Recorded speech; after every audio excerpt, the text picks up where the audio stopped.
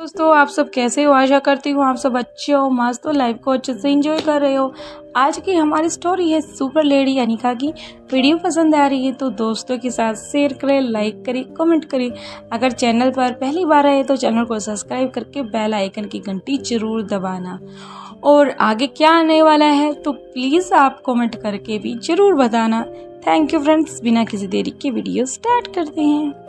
इसे तो बस यही पता चलता है अगर तुम्हें ये बात दमयंती ने कहा है कि निपुण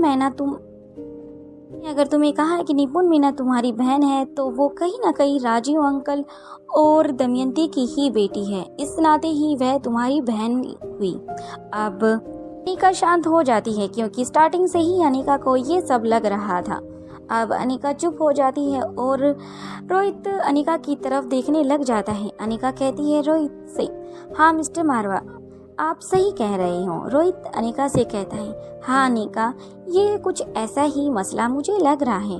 अनिका हामी भर देती है। उसके बाद रोहित अनिका से कहता है कि अनिका आगे क्या करना है। अब अनिका कहती है, मिस्टर मारवा, अभी हमें रेस्ट करना चाहिए, उसके बाद हमें सुबह होकर पाली के लिए ही निकलना होगा। रोहित अनिका की हामी में हाँ भर देता है और आराम से अपनी बेड की तरफ लेट जाता है। वॉशरूम से फ्रेश होकर आ चुका था। अनिका भी अब फ्रेश होने के लिए चली जाती है। अनिका भी आ चुकी थी। अब दोनों बेड पर लेट जाते हैं। अनिका की तरफ रोहित देखे जा रहा था और मन ही मन में सोच रहा था कि अनिका कितना आगे तक का सोच कर चलती है। ये सोच कर रोहित भी काफी हैरान था। फिर अनिका रोहित से कहती है, मिस्टर मारवा, आप किस सोच में डूबे हुए हो? आपके कोई क्वेश्चन अगर रहता है तो मैं आपका आंसर दे सकती हूँ।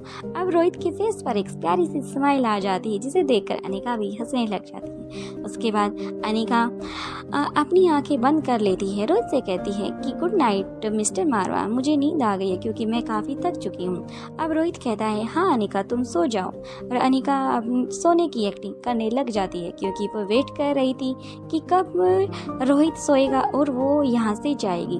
उसके बाद रोहित की आंख लग जाती है और अनिका के फोरहेड पर किस करता है। उसके बाद रोहित सो जाता है। कुछ मिनट बाद अनिका आंखें खोल कर देखती है।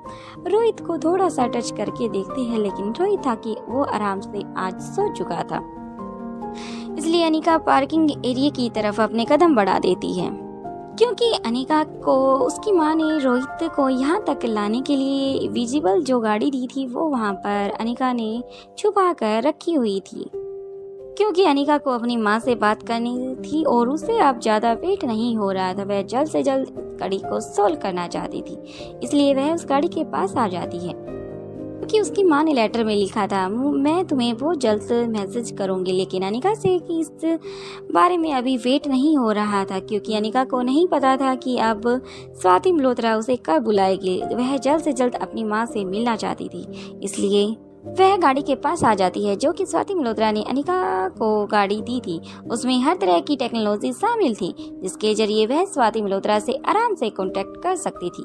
गाड़ी की पार्किंग एरिया में इनविजिबल मोड पर लगी हुई थी पार्किंग, ताकि उसे किसी को वह दिखाई ना दे क्योंकि इस गाड़ी को रोहित से भी अनिका ने छुपा कर रखा था।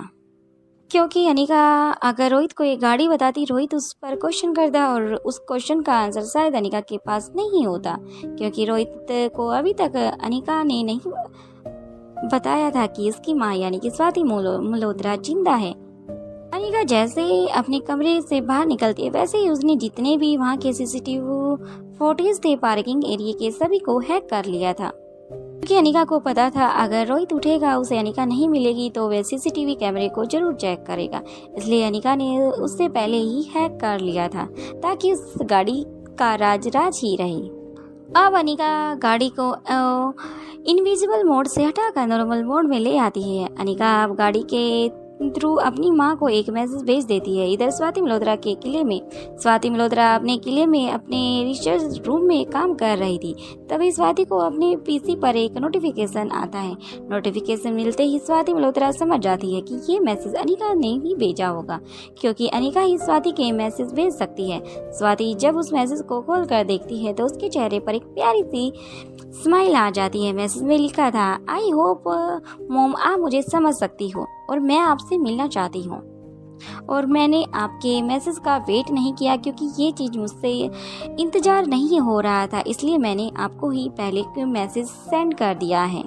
अब मैं जल्द से जल्द आपसे मिलना चाहती हूँ। तभी बूढ़े बाबा जो कि स्वाति की तरफ ही आ रहे थे, बूढ़े बाबा हाथों में खाने की ट्रे लेकर आए थे। वो आकर स्वाति मल्होत्रा के पास कहते हैं कि मैडम समय पर खाना खा लेना। अब स्वाति मल्होत्रा के फेस पर स्माइल आ जाती है, हाँ में अपनी गर्दन हिला देती है। तभी बूढ़े बाबा कहते हैं कि मुझे पता है आप अपने काम में इतनी बिजी हो जाती है कि आज का खाना रात तक रखा रहता है और रात के समय में आप सुबह का खाना खाती है क्योंकि वह ठंडा होकर बिल्कुल कड़क हो जाता है, उसके बाद ही आप खाना खाते। ये चीज़ मुझे अच्छी नहीं लगती। अब स्वाति बूढ़े बाबा की तरफ देखकर एक प्यारी सी स्माइल देती है। उसके बाद वापस अपने फोन की तरफ देखती है और स्वाति मल्होत्रा के फेस पर वो स्माइल वापस से आ जाती है जो कि अभी कुछ टाइम पहले स्क्रीन को देखकर हुई थी। अब बूढ़े बाबा भी समझ जाते हैं जरूर ये मैसेज किसी और का नहीं बल्कि अनिका का ही होगा, क्योंकि बस अनिका ही जानती थी कि स्वाति मल्होत्रा चिंता है और वही स्वाति के पास मैसेज कर सकती थी। बूढ़े बाबा से भी नहीं रहा जाता क्योंकि काफी देर से स्वाति मल्होत्रा के फेस पर स्माइल थी। अब वो आगे अपनी बात को जारी रखकर क्वेश्चन करते हैं, मैडम बिटिया ने आपको क्या पूछा है?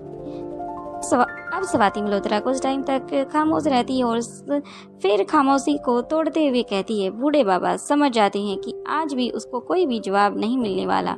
वह और वैसे ही जैसे ही पिछले हर बार ऐसा ही करते हैं और पीछे की तरफ अपने कदम बढ़ा देते हैं। तभी स्वाति कहती है, अनिका मुझसे मिलना चाहती है, पता नहीं उसको कहाँ मेरी हेल्प की ज़रूरत पड़ जाती है।